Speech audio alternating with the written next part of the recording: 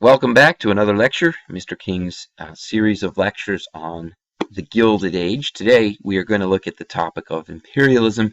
Imperialism means building an empire where a state, a country, a nation actively seeks to acquire other territories, possess them, in some way govern and or run them.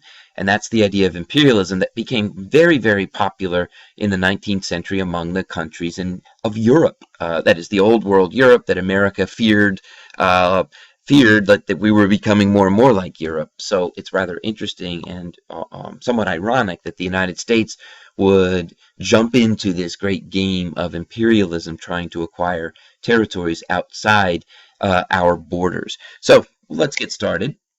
We're going to start with a picture of the Statue of Liberty, and that might seem like an odd starting point, but the Statue of Liberty was unveiled in 1886, right in the middle of the Gilded Age, and it was a gift from France to help celebrate the 100th anniversary of the American Revolution. So why is this the starting point? Well, the statue's full name, and I think few people know this, is Liberty Enlightening the World. And of course you see the torch, the light that shines out across the waters of New York Harbor, and is supposed to symbolically then shine out across the world, bringing the idea of liberty to all peoples.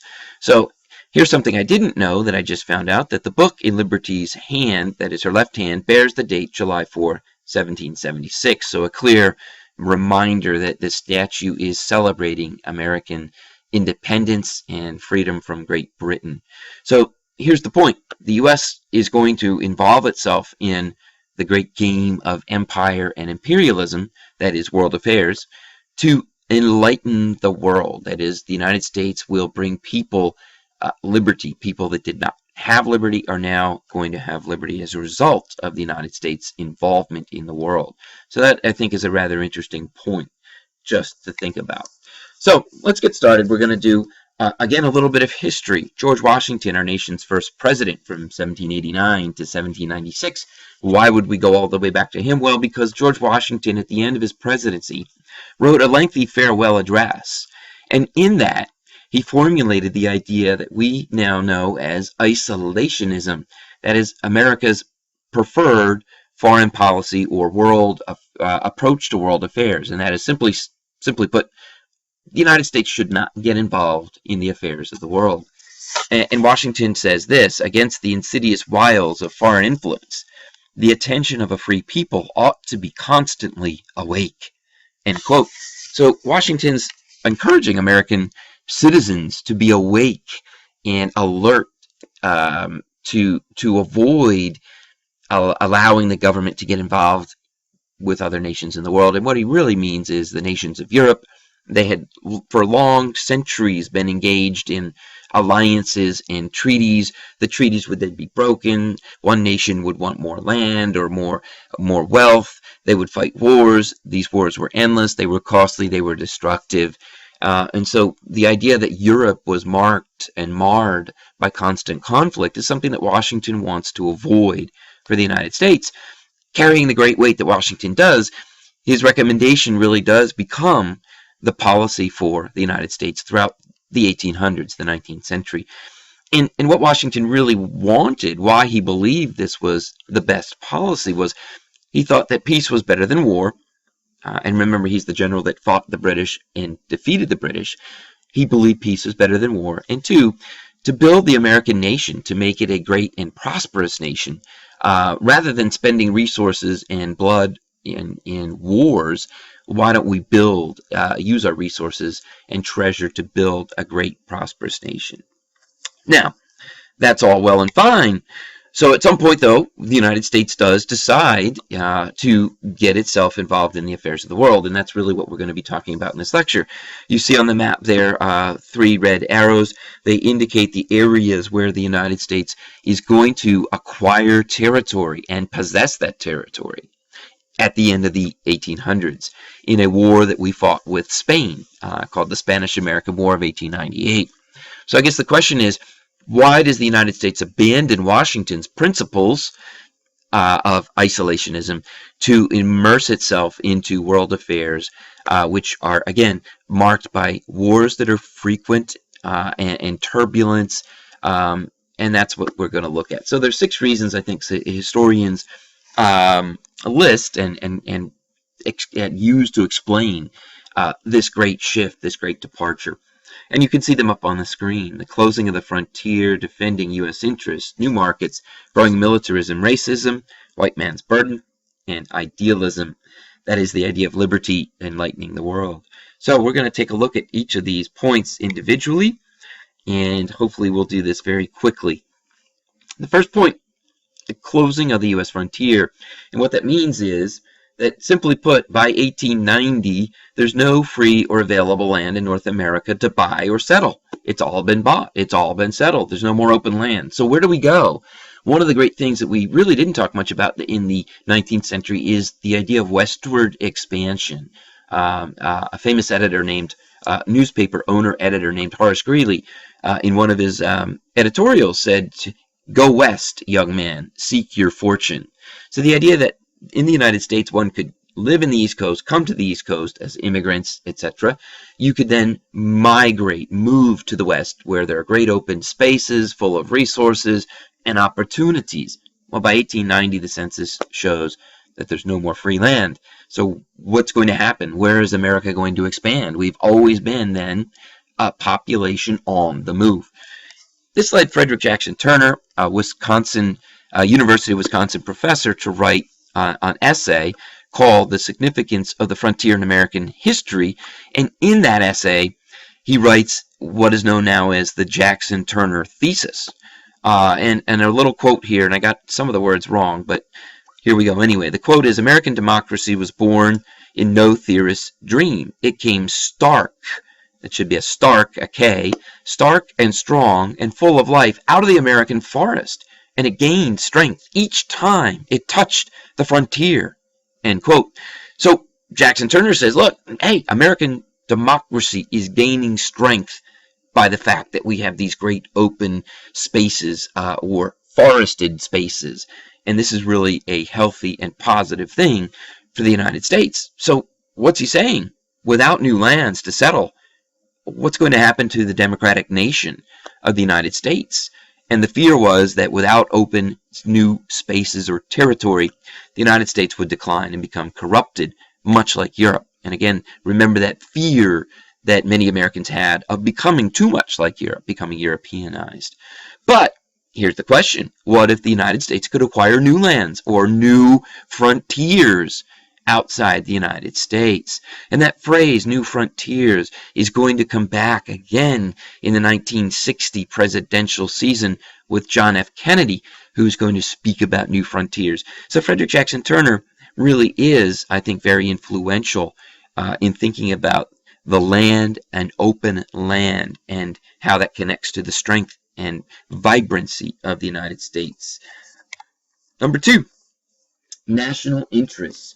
And I think this is rather self-explanatory, but the map, really, let's look at the map of the world there on the right, shows how much territory European nations controlled by 1900. And this is what historians call the golden age of imperialism, because Europe, a very tiny, tiny area of the world, controlled so much of the world by 1900.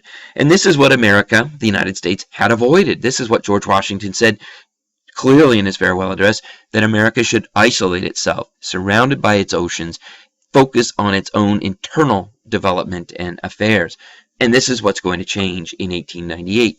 The United States was not an imperial nation in power in 1898, but the United States began to fear that the European powers controlling so many other lands and territories, that this would somehow threaten American trade interests. And remember, Washington's saying don't get involved with other nations by signing treaties and entering into alliances.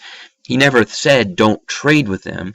And by 1900, because the United States has one of the largest and most booming economies, trade is a very important thing in the United States, and the politicians and business leaders began to fear that somehow if the United States did not enter into the great imperial game, our trade would be at risk. In addition, there's a Naval War College professor and theorist named Alfred T. Mahan, and he was a naval strategist, and he argued that, look, the major powers in the world, and you can see how much territory they possess, had these large navies. And he advocated for the construction of a new steel navy for the United States, and that navy could be used, again, to protect American interest in particular trade. And if we look at the number of ships in 1891, there are 46 ships in the United States Navy. By 1900, there are 200 ships, and these are steel ships. So you can see one pictured there. There's actually one at Penn's Landing in Philadelphia. It's the USS Olympia, which is a steel ship of that time period. Very few people go and visit it. It's a shame because it's a real gem of a ship. I went and visited it recently, and I think it's something that everybody should go look at just because it's kind of fun, and it's right here in our own city. But you can see the clear buildup of the United States Navy based on Mahan's ideas and based on the fear that the United States was simply being left out, and that was something that concerned people. The next reason, new markets. The U.S. economy grew at a rapid pace during the Gilded Age, but with rapid growth and expansion also come periods of recession, depression. So what we need to remember about a capitalist economy is there will be ups followed by downs, followed by ups, followed by downs, and this is called the economic cycle. And so what happens is the United States got so good, and our factories were booming and producing so much that there weren't enough customers to buy all that the factories had produced. Too much production, not enough customers. Solution?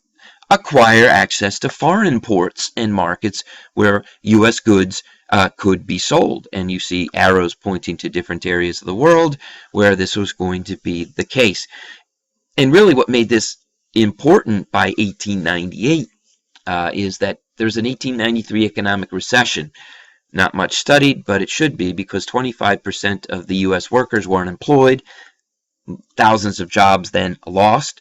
Thousands of factories closed. So if we were going to keep the United States economy healthy and going, we needed to find new outlets for American goods, that is, new customers.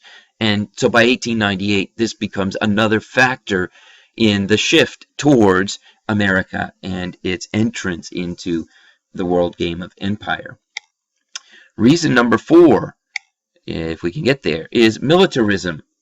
And you can see there a picture of a group of troops that fought in the Spanish-American War, and they were led by the man at the middle of that picture right underneath the American flag, that is Teddy Roosevelt. He will then become president in 1901. But at this point, he had led a group of volunteer fighters in the war against Spain, and we fought that war largely in Cuba and in the Philippines. So you can see this grouping of men there to celebrate their victory over the Spanish. Militarism means recurring or resorting to using the military to settle differences and problems. Since the end of the Civil War in 1865, there really had been no major wars for American troops. That great big bloody conflict made people realize how bad war really is. And so the United States, again, following Washington's ideas, remained outside of war. And Teddy Roosevelt, however, though, was a young and energetic political leader. He believed that, however, without war, American males were growing soft and, even worse, effeminate, and that this was not good for the health of the United States nation, for our great democratic experiment. So what Roosevelt's going to say in his speech, the clamor of the peace faction has convinced me that this country needs a war. Let the fight come if it must. End quote. He's actually saying we need to go fight a war so that our men can actually be men and prove themselves on the battlefield. This is a strong statement, but again, it echoes what's going on in Europe. In Europe, there hadn't been many wars either at the end of the 1800s.